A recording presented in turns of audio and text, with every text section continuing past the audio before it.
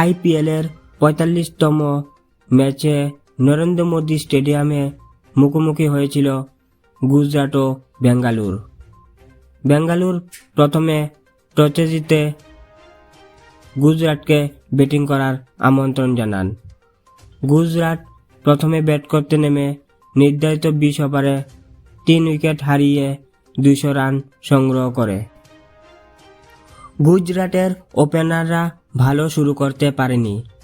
৩ নম্বরে আসা সাই সুদর্শন ৪৯ বলে ৮৪ রান সংগ্রহ করে।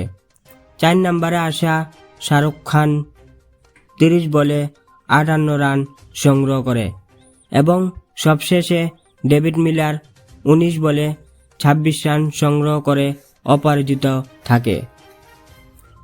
বেঙ্গালুরের বোলারদের মধ্যে গ্লেন ম্যাক্সওয়েল, মোহাম্মদ সিরাজ এবং স্বপ্নিল সিং একটি করে উইকেট সংগ্রহ করে। বেঙ্গালুরু ২০১ রান তাড়া করতে নেমে ১ উইকেট হারিয়ে ১৬ ওভারে ২০৬ রান সংগ্রহ করে। বেঙ্গালুরের ওপেনার বিরাট কোহলি ৪৪ বলে ৭০ রান সংগ্রহ করে। দলের জয়ের নায়ক উইল জ্যাক্স ৪১ বলে ১০০ রান সংগ্রহ করে অপরাজিত থেকে মাঠ ছাড়েন।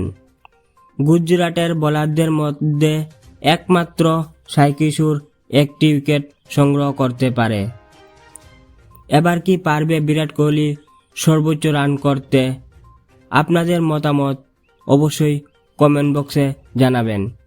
ক্রিকেট সংক্রান্ত আরও নতুন নতুন ভিডিও পেতে ক্রিকেট নিউজ 1 চ্যানেলটিকে সাবস্ক্রাইব করে পাশে থাকা বেল আইকনে ক্লিক করে রাখবেন।